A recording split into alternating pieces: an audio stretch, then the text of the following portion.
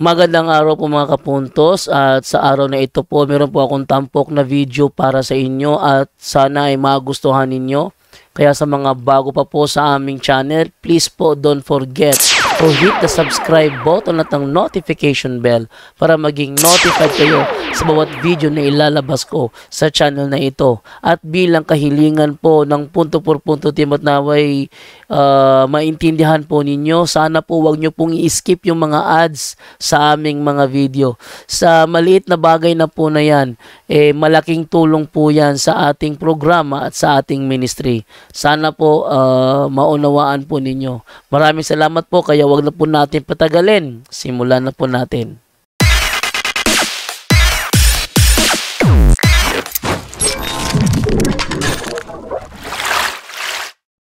Ayan, so dito naman po tayo ngayon sa L10.8 na, konting basa na lang, saglit na lang to, from the Watchers 88. Bakit po sumasamba mga Katoliko sa ribulto at mga inanyuhan?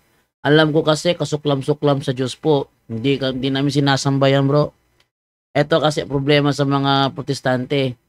Kapag sila ang gumamit ng term samba, isa lang ibig sabihin yan, Dino Diyos. Yan ha. Sa protestante kasi kapag sila ang gumamit ng term samba, isa lang ibig sabihin yan, Dino Diyos. Kaya kapag ginamit natin yung Daniel 2:46, wala silang matinong paliwanag pa doon. Basahin natin ha. Halimbawa, ganito. Daniel 2:46. Yan. Sabi ganito. Nang magkagayoy ang haring Nabucodonosor ay nagpatira pa at sumamba kay Daniel. Tanong. Dahil ang ginamit dyan na term is sumamba kay Daniel. Ibig sabihin ba, kinilala niyang Diyos si Daniel? Ang sagot ay hindi. Ha?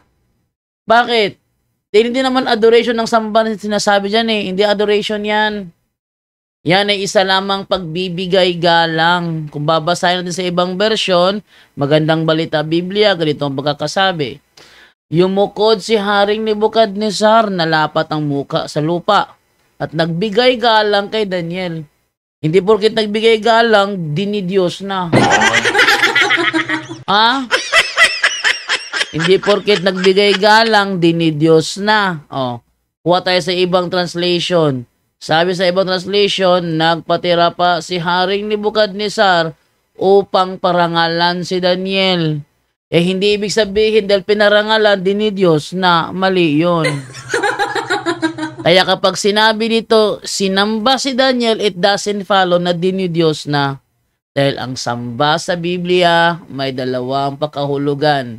Dinidiyos o nagbibigay galang. Ngayon, ang tanong, kahit tayong Katoliko ba, sumasamba ba tayo sa ribulto? Kapag protestante na nagtanong niyan, isa lang ang ibig sabihin nila sa term samba. Sa kanila, adoration lang, latria lang, in which ang sagot natin, hindi. Okay ha? Sa protestante, ang worship, isa lang ibig sabihin yan, latria. Yung Daniel 2:46, hirap silang ipaliwanag yon. Kasi sa King James Version, kung ating mabasahin sa King James Version, nakalagay kasi dyan, ganito. Then the king Nebuchadnezzar fell upon his face and worshipped Daniel. Talagang worship nakalagay. Pero hindi yan worship na nangangahulugang dinidiyos niya si Daniel. Kapag protestante ang nagbasa niyan, sa akala nila, diniyos ng Haring Nebuchadnezzar si Daniel. Mali ka. Dahil hindi kailanman nangyari na kinilalang Diyos ng Haring Nebukadnezar si Daniel. Ating ituloy sa 47. Then the king answered unto Daniel, fell upon his face. The king answered unto Daniel and said, of a truth it is that your God is a God of gods. Ano sabi ng hari? Nag-worship siya kay Daniel. Pero ang kanyang sinabi, your God is a God of gods. Sa madaling salita, yung worship na ginawa ng Haring Nebukadnezar kay Daniel ay hindi gaya ng unawa ng mga protestante. Sa kanila kasi mga protestante kasi nakabasa lang yan ng worship, isa lang ibig sabihin yan. Okay, hindi ba? The Watcher? Ha? Hindi ba The Watchers 88? Sa inyo, ang worship, isa lang ang ibig sabihin. Sa inyo, ang worship, yung talagang kinikilalang Diyos lang, siya lang i-worship, hindi ba? Yan ang unawa ninyo. Kaya walang matinong protestante ang kayang magpaliwanag ng Daniel 2:46. Nasubo ko yan. Nung minsan, kinoto ko yung dating daan, pinapunta ko sa bahay, ang kanilang leader ng si Guillermo, at may dalang mga DVD para sa akin, DVD na mga itanong mo kay Eli Soriano, may dalang Biblia, dalang USB. Doon kami sa bahay. Ang tinanong ko yung yung Daniel 2:46, ang kanilang mga reasoning, noon pa yan eh. Wala talagang matinong mga sagot sila pag Daniel 2:46 nang gagamitin mo. Alam nyo kung bakit? Kasi sa kanila, ang pagsamba, isa lang ibig sabihin yan. Yung latria. Yung latria. Kaya nga bawal yung idolatria. Kaya bawal yon. Idolatria. Yung nilalatria mo ang idol. Idolatria. Nilalatria mo ang idol. Talagang bawal yun. Bawal talaga yun. Yung amin, idol ba? Hindi. Ang tawag sa amin, icon. Ano yung icon? Mga rebulto na hindi kinikilalang Diyos. Ano ang icon? Mga rebulto na hindi kinikilalang Diyos. Halimbawa, rebulto ni San Antonio de Padua. Si San Antonio de Padua ba kinikilalang Diyos ng Katoliko? Hindi. Hindi siya kinikilalang Diyos. So, yung kanyang rebulto, hindi rin kinikilalang Diyos. Okay. Si San Vicente Ferrer, hindi rin siya kinikilalang Diyos. So, yung kanyang rebulto, hindi rin kinikilalang Diyos. Eto ngayon tayo. Kay Kristo. Si Kristo, kinikilala bang Diyos? Yes, kinikilala siyang Diyos. Yung kanyang rebulto, hindi kinikilalang Diyos. Bakit? Rebulto lang niya lang yan eh. Rebulto niya lang yan. Para bang ganito, ang pambansang bayani natin si Dr. Jose Rizal. Ayan. Yung ating plaza, may monumento ni Jose Rizal. Sabi nga ni Jesse Becerra si Rizal, Katoliko yan. Bakit? Siya yung patron sa plaza. Natawa ko doon kay Jesse Becerra. Si Jose Rizal daw Katoliko kasi siya yung patron sa plaza, sabi ni Jesse Becerra. Joke lang yun. Ngayon, ang ating pambansang bayani si Dr. Jose Rizal. At dahil meron tayong rebulto ni Jose Rizal sa mga plaza natin, ibig sabihin ba, yang rebultong yan ang ating pambansang bayani? No!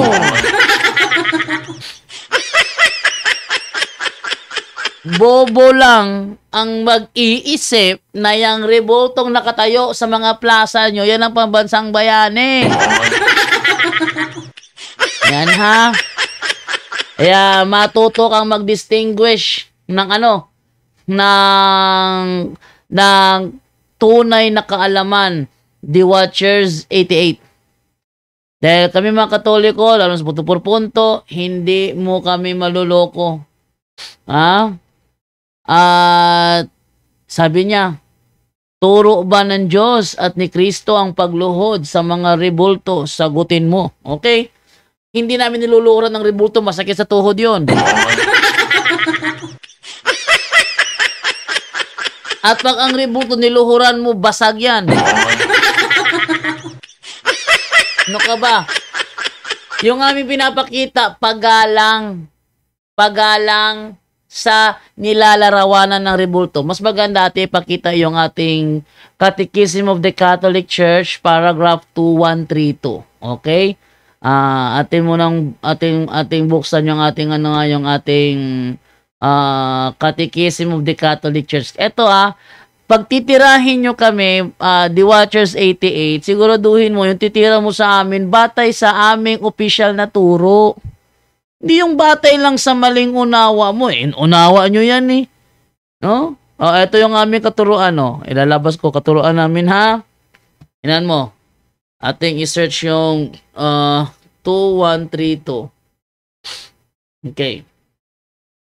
Para makita mo ang tunay na katuruan ng Simbahang Katoliko pagdating sa sagradong imahe. Hindi namin yan Diyos-Diyosan.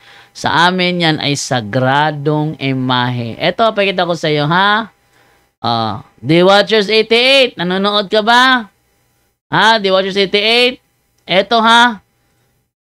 Catechism of the Catholic Church, paragraph 2132. The Christian veneration of images. Ano daw? The Christian veneration of images. Wala kaming turo, the Christian adoration of images. Yung adoration, yun ang latria. Yung veneration, yun ang dulya. Saan ka nakabasa sa Biblia? Bawal ang iconodulya. Ha? Kaya nga si SLTV, tinanong niya ni Romel Palma, nahirapan, nabilaukan. Ha? The Christian veneration of images is not contrary to the first commandment which proscribes idols. Indeed, the honor rendered to an image passes to its prototype. Ano daw? The honor rendered to an image. The Watcher, kung kami tututulan mo, gamitin mo ang opisyal naming turo. Patunayan mo ng opisyal naming turo, mali. Bigyan mo kami ng talata para patunay na mali ang aming opisyal na katuruan. Hindi yung kami tututulan mo, pero ang gamit mo, sarili nyong ideya. Ha? Hindi yung tututulan mo kami, gamit mo sarili mong unawa, hindi ka papasa niyan. Ha? Ano pa? And whoever venerates an image, venerates the person portrayed in it. Sa madaling salita, ang venerate, hindi mismo ang imahe, the Watcher. Okay? Ang opisyal naming katuruan, hindi mismo ang imahe ang venerate, kundi yung person portrayed in it. Sana isang isang leksyon para sa iyo. Kapag kaming Katoliko, tututulan mo, ha? Kapag kaming Katoliko, sabi niya, yan ang pagkakamali nyo, mga membro nyo hindi marunong sumunod. Kung hindi marunong sumunod ang aming membro, wag mong isisi sa Iglesia Katolika. Halimbawa ganito, ha? Si Kristo nagtayo ng iglesia. Si Kristo kumuha ng mga apostol. Sumunod ba si Judas? The Watcher, common sense naman. Nung si Judas ba hindi sumunod, damay bang ibang apostol? Ibig sabihin ba nang hindi sumunod si Judas, lahat na naging member ng iglesia hindi rin sumunod? The Watcher, utak naman. Sabi niya, kung talaga sa Diyos ang Katoliko, dapat sumusunod ang member. Mali ka. Mali ka. Si Judas nga mismo, hindi nga sumunod eh.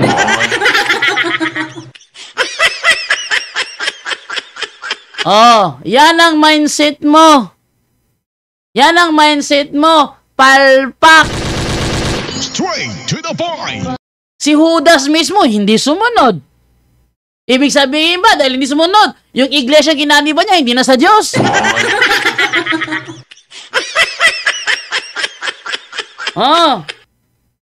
Mga Kristiyano noon sumusunod. Patunayan mo sa akin, si Judas sumunod.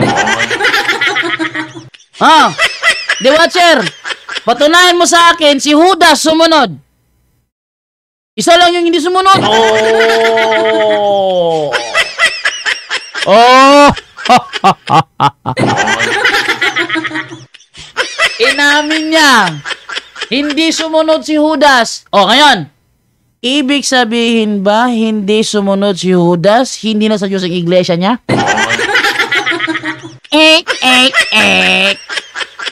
Wala ka talaga. Di Watcher. Pagkausap mo punto por punto, gumamit ka naman ng logic. Ha? Kasi, kung wala kang logic, nakikita ang iyong kapalpakan. Okay? O, ano pa? Ating balikan yung ating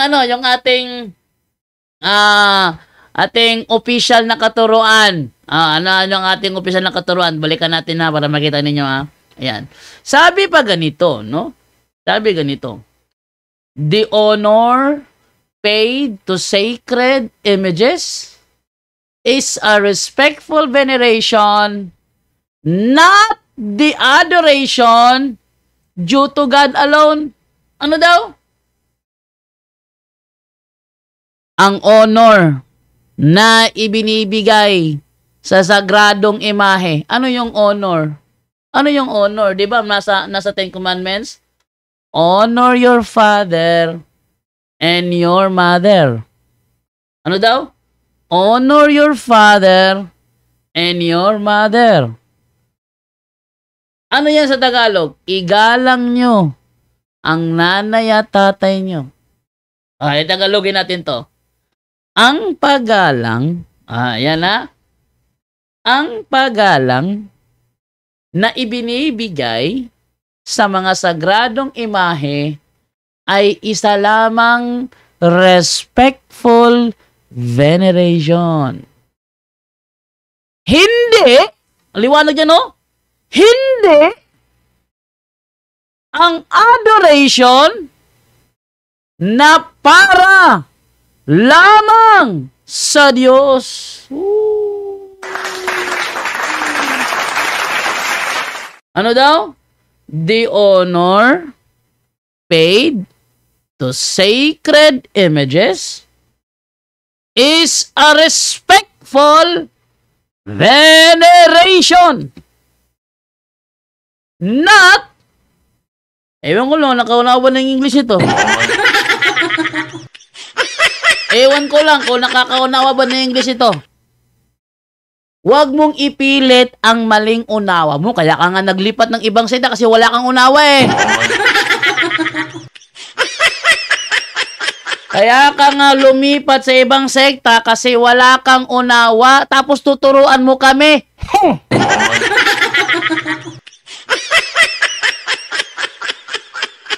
Kung wala kang unawa, solohin mo na lang yan. Yan ha? Hoy, di Watcher. Kung wala kang unawa, solohin mo na lang yan. Ano yung ating turo? The honor paid to sacred images is a respectful veneration, not the adoration due to God alone. Ewan ko lang kung sabi niya may impyerno ako pag di ako lumayas dyan. Talaga may impyerno kasi lumayas ka. Ano ang sabi sa Ano ang sabi sa unang Juan 2:18-19? Ang lalabas sa iglesia, ang tawag sa kanila Antikristo. Ano sa puta Antikristo, di ba sa impyerno? At umanib ka sa iglesyang tatag ni Eliseo Soriano, ni Felix Manalo, lagot.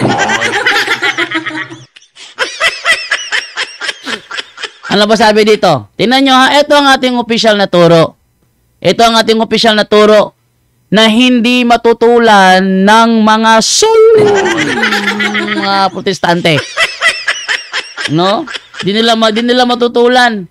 Yung yung ating official na turo, kaya ang ginagawa nila, gumagawa ng sariling mindset, tapos yung kanilang mindset, yung kanilang kinakalaban, ang tawag doon, ang tawag doon, straw man fallacy yun eh. Gagawa ka ng straw man, tapos yung straw man mo, yun ang lalabanan mo, hindi kami kalaban mo, yung straw man mo. Ha? Tingnan nyo. Religious worship is not directed to images in themselves. Ano daw? Religious worship is not directed to images in themselves. Sa madaling salita, yung ating religious worship hindi pala nakatuon sa imahe mismo. Paano naging Diyos-Diyusan? Hindi naman nakatuon sa imahe. Ha? Paano naging Diyos-Diyosan? Hindi naman nakatuon sa imahe. Bro Jando, nasa Kaalam 16.6 bro. Karunungan 16.6? Baka maunawaan niya. Hindi kahit pa may letra po, hindi unawa yan. Alam mo naman sila. Kaya nga naging protestante yan kasi wala nang unawa. Yan nyo ha. Ating basahin ngayon sa Karunungan, Karunungan 16.6? 16.6. Sige. Ating tingnan dito sa Karunungan 16.6. Ano ba kakasabi rito? Okay, ito ang sinasabi ha. At ating mo nang ilabas sa screen yung ating Deuterocanon. Ito, para maano nyo. Ito pala. Ayan. Ang maikling pahirap na yan ay isang babala lamang. Kapag dakay binigyan mo sila ng isang sagisag ng kaligtasan, ang ahas at tanso ay isang paalaala sa kanila na hinihingi ng iyong kautusan. Ano daw? Ang ahas na tanso ay isang paalala. Isang paalala sa kanila na hinihingi ng iyong kautusan. Sunod mo bro. Tuloy ko pa. Tuloy. Okay. Ang sino mang tumingin doon ay naligtas sa kagat ng ahas. Ngunit hindi sa bisa ng kanilang nakita, kundi sa kapangyarihan mo. Ibig sabihin, yung naligtas sa kagat ng ahas, hindi yun dahil sa rebulto, kundi dahil sa kapangyarihan ng Diyos, ang tagapagligtas ng sangkatauhan. O paano niyo papaliwanag sa akin ngayon yan? Yung tumingin sa rebulto, naligtas. Sila ay naligtas, hindi dahil sa rebulto. Tumingin sila sa rebulto. Pero sila ay naligtas, hindi dahil sa rebulto. Sa pamamagitan nito, ipinakita mo sa aming mga kaaway na ikaw ang nagligtas sa tao sa lahat ng kasamaan. Sa madaling salita, lahat ng nakagat ng ahas naligtas nang tumingin sa rebulto. Pero hindi ang rebulto ang nagligtas sa kanila. Sa madaling salita, kami sa Katoliko, wala kaming turo na ang rebulto magliligtas sa amin. Bakit? Balikan natin. Religious worship is not directed to images, is not directed to images in themselves, considered as mere things, but under their distinctive aspect as images, leading us, leading us unto God incarnate. Hindi pala sa sa rebulto. Hindi pala sa rebulto. The movement toward the image does not terminate in it as image, but tends toward that whose image it is. Kaya ikaw, the watcher, huwag kang feeling magaling. Dahil hanggat nandito ang punto por punto, Sinisiguro ko sa'yo, wala kang maluloko. Bakit? Isinasaksak mo sa mga tao yung mindset nyo. Kaya ka nga umalis kasi wala kang unawa. Kasi kung may unawa ka, alam mo naman na hindi kailanman Diyos ng Katoliko ang rebulto. Tingnan mo ang Katoliko pag nagdasal. Ama namin na nasa langit ka. Meron ka bang narinig na may dasal ang Katoliko? Ama namin na nasa rebulto? Wala! Hindi ikaw ang Katoliko.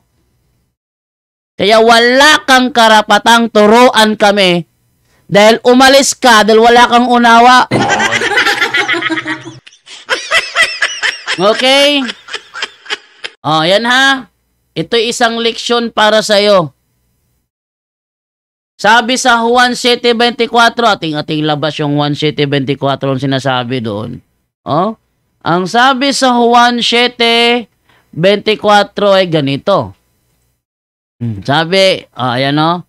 Sabi sa Juan 7:24, huwag kayong humahatol. Batay sa anyo. Mas maganda yung yung ating basahin doon sa ang salita ng Diyos kasi mas malinaw yun ang salita ng Diyos. Ayan. Juan 7:24. Huwag kayong humusga ayon lang sa nakikita ninyo, kundi humusga kayo ayon sa nararapat. Ano yung nararapat na kami ay husgahan? Ayon sa aming opisyal na katuruan. Halimbawa, hinusgahan kong mali yung turo ng mali yung turo ng grupong piniling naso na giluwas o gipasiguli. Ano ba yung aral nila? Yung kanilang aral, si Paulino Kuyagapay, siya daw yung Diyos na gumawa ng langit at ng lupa. Tutol ako doon. Anong tinutulan ko? Yung opisyal nilang turo, hindi yung mindset ko. Maliban na lang kung sabihin ko ngayon na Diyos daw nila si Paulino Aungkoy Agapay, pero pag sila tanungin mo, hindi namin Diyos yan, bro. Para sa amin siya ay isa lamang propeta. Kung ganyan ang katuruan, tapos sasabihin ko, Diyos ninyo, doon ako nagkakamali. Mali na yung yung paghatol ko kasi hindi ako humahatol ayon sa nararapat. Gaya ng ginagawa ng mga protestante, ginagawa ni The Watcher. Tayo'y kanyang hinahatulan based sa mindset nila at hindi sa opisyal nating turo. Ang nararapat na tayo'y husgahan sa ating opisyal na turo. Ano yung ating opisyal na turo? Ang ating opisyal na turo, religious worship is not directed to images in themselves. Ang ating opisyal na turo, ang worship o pagsamba, dalawa ang kahulugan. May dinodiyos, ang tawag doon adoration, at may ginagalang lamang, ang tawag doon veneration. Biblical ba yan? Yes. Nalala ko si Holly Google. Si Holly Google. Anong tawag mo sa hindi naman Diyos pero wini-worship mo, anong tawag mo doon? Ginagalang mo lang. Anong tawag mo doon? Sabi niya, huwag mong dagdagan yung sinasabi ko. Huwag kang magdagdag sa bibig ko. Hindi nga, ano nga tawag mo doon? Nasa Bible eh. Hindi kinikilala ng Haring Nebukadnezar na Diyos si Daniel. Pero sinasamba niya, anong tawag mo doon? Hindi makasagot si Holly Google. Holly yung tawag ko doon, Holly. Yung kanyang pangalan doon sa Zoom na nakita sa screen, Edwin. Ano na nakalagay doon? Ano yung tawag mo doon? Hindi naman kinikilala ng Diyos pero sinasamba niya. Anong tawag mo doon? Tanong, dinodiyos ba dahil sinasamba? Mali. Kaya sana, The Watcher, pag titira ka, make it valid. Make it valid. Yun bang mali kayo Katoliko? Kasi ito yung aral ninyo. Yung aral ninyo, mali yan. Dapat ganun. Halimbawa, sabihin nyo mali kami. Kailan naging mali? Ang igalang ang mga banal. Kailan naging mali? Nagawan ng sagradong simbolo ang mga banal. Kailan naging mali na ang Diyos lamang ang i-adoration? Kailan naging mali yun? Hindi kailanman naging mali yun. Kaya nagiging mali sa paningin ninyo kasi kayo ang nagbibigay ng maling kahulugan. Sabi niya, sagutin mo tanong ko. Sinagot ang tanong mo, ayaw mo lang tanggapin. Iyan, mahirap dyan. Patunayan mo ayon sa Biblia, turo ba ng Diyos at ni Kristo gumawa ng rebulto at luhuran? O, tinan mo, kakasabi ko pangalan, di namin niluluhuran ng rebulto eh. Eto mahirap dito, matigas ang ulo. Katuruan ba ng Diyos ang gumawa ng rebulto? Katuruan ng Diyos. O, ating ipakita, katuruan ba ng Diyos na gumawa ng rebulto? Basahin natin. Exodus Kapitulo 25:18. Basahin na ito, ha? Ito. Ano sabi dito? Yan mo. Then, sino nagsasalita rito? Hindi ba ang Diyos? Ano sabi ng Diyos? Then make 2 statues of guardian angels using beaten gold, and place them at the 2 ends of the lid of the ark. Ano daw? Gumawa ka ng 2 estatwa ng Anghel de la Guardia gamit ang ginto at ilagay mo sila sa 2 dulo ng arka. Katunayan, sa ang dating Biblia, 2 Kronika, Kapitulo 3, versikulo 10, itong mababasa natin. At sa kabanal-banalang bahay ay gumawa siya ng 2 kerubin na gawang nilarawan. Kaninong katuruan yan? Katuruan yan ng Diyos. Tanong, niluluhuran ba yan? Ang sagot, hindi. Yung Katoliko, niluluhuran ba? Ang sagot, hindi rin. Bakit? Masakit sa tuhod yon. Ha? Sabi niya, namimiloso po daw. Hindi piloso po yan, totoo yan. Halimbawa, luhuran mo nga yung papel mo. Halimbawa, pinaluhod ka sa asin. Sampulan na lang natin to, ha? Pinaluhod ka sa asin. Saan ka nakaluhod? Kaya sagutin mo yan. The Watcher. Halimbawa, ganito. Pinaluhod ka sa asin. Tanong, saan ka nakaluhod? Sagutin mo. Magandang yan eh. Magandang example yan. Sige. Sige, hintayin ko reply mo. Hindi na mo re-reply to. Sige, The Watcher. Pinaluhod ka sa asin. Saan ka nakaluhod?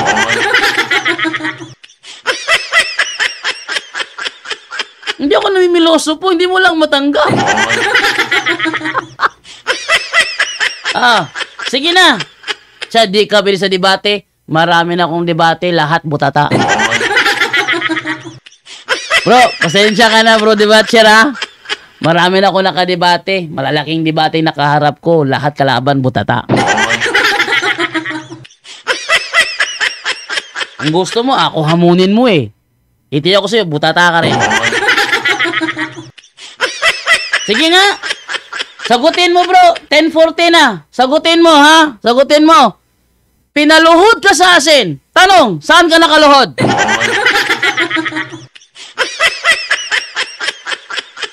Sige na. Alam nyo, unahan ko, hindi nasasagot yan. Hindi nasasagot yan eh. Sige. The Watcher. Ito magandang analogy rito eh. Pinaluhod ka sa asin. Ang tanong, saan ka nakaluhod? Sagot. Hindi nasasagot yan. Tingnan nyo ha. Mag-closing remark na lang tayo. Ha? Ala na, pilosopo na. Hindi pilosopo yun. Yon ang tamang paggamit ng lengwahe. Hindi mo lang alam. Kaya ka hindi makasagot kasi alam mo ang tamang sagot. Ayaw mo lang isagot dahil salungat sa unawa mo. Okay, wala natin pilitin. No? Wala natin pilitin to kasi ikaw yung hindi marunong. Hindi ka pwede sa totoong debate. Ikaw hindi pwede. Napakasimple lang ng tanong ko sa'yo eh. Pinaluhod ka sa asin. Tanong, saan ka nakaluhod?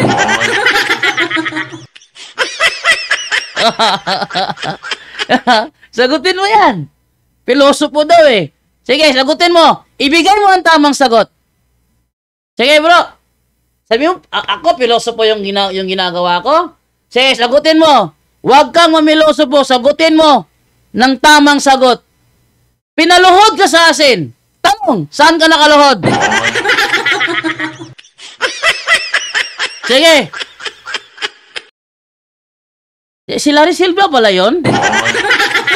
Ulitan mo? Another butata na naman? Sige na. Ang sagot nga.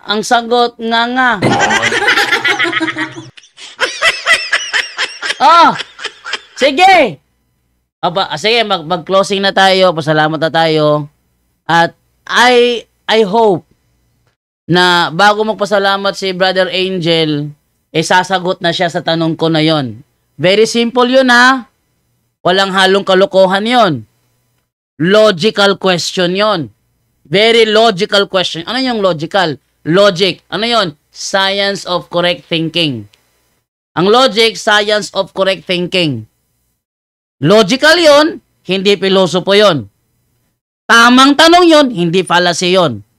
Eto, pinaluhod ka sa asin. Tanong, saan ka nakaluhod? Sagutin mo ng tama. Huwag kang mamilosopo dahil hindi pilosopo ang tanong na yan.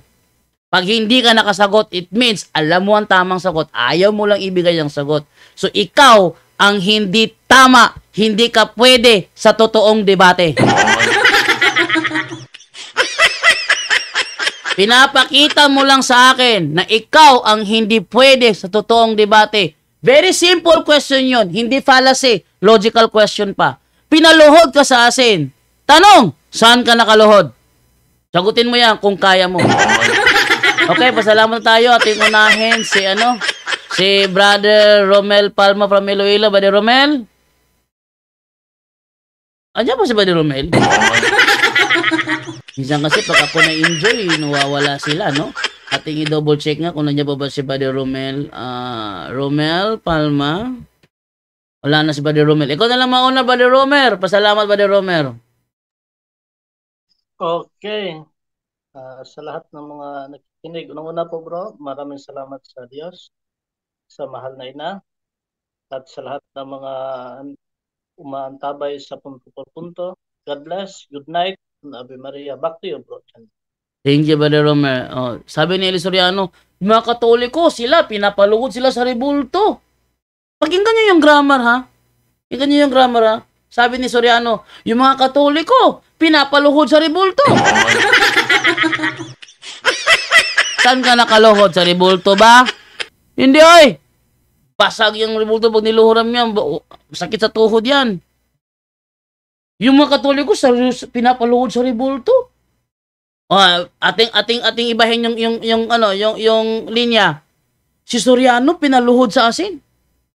Saan nakaluhod si Soriano? Sagot. Hindi masagot nila. Kasi yun na nga, walang alam tapos tayo pa tinuturuan. Ano lang ibigay naman ngayon kay Brother John rin naman sa kanyang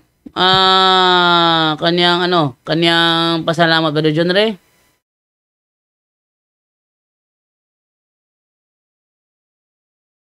Brother John Ray. Wala, hindi siya trabaho. Okay, so ito naman tayo ngayon kay kay Brother Angel na lang, Brother Angel. Angel. Nawala na si Brother Angel. So ako na lang talaga. Lumakad ng paluhod ang mga deboto ng sinulog o lumakad ng paluhod. Tanong, saan sila nakaluhod? Yan. Magandang ano yan eh. Pedro Daguhoy, lumakad ng paluhod ang mga deboto ng sinulog. Tanong, saan sila nakaluhod? Magandang tanong niya. Magandang sample ni Pedro Daguhoy. Si The Watcher, nawala si The Watcher. Hindi ka pilosopuhan yon. Yon ay logical question. Nahirapan lang siya. Kasi di na niya maano. Okay, so hanggang dito na lamang po tayo. Pasalamat na po tayo para sa lahat ng mga nanonood. At good night na po sa inyo. Ayun ha. Hindi na sumasagot si The Watcher kasi nabilaukan. Bye-bye na po sa inyong lahat. Kita-kits po tayo ulit bukas sa another night ng Punto por Punto Worldwide Catholic Bible Study. Natulog na bro, natauhan. Natulog na bro, natauhan. Natulog na, inaantok. Hindi natauhan. Inaantok. Mali ka na naman. Si ano pala, akala ko si Angel. Si ano pala, si The Watcher, natulog na bro dahil natauhan. Natauhan si The Watcher. Na ano siya, na hindi niya masagot ng tama. Alam niya ang tamang sagot doon, pero ayaw niya sagutin ng tama. Yan ay isang prueba na na hindi ka for the sake of truth. Ano lang sa'yo, para lang enjoy mo sarili mo, nakikipaglaro ka, pagtalakayan ka. Mali yun. Hindi dapat ganun. Okay, bye-bye na po sa inyong lahat at paalam na po. Closing prayer na po tayo dahil alam nyo na, may mga retaliation nangyayari sa buhay natin. Kailangan natin na magpa-cover kay Saint Michael the Archangel, no?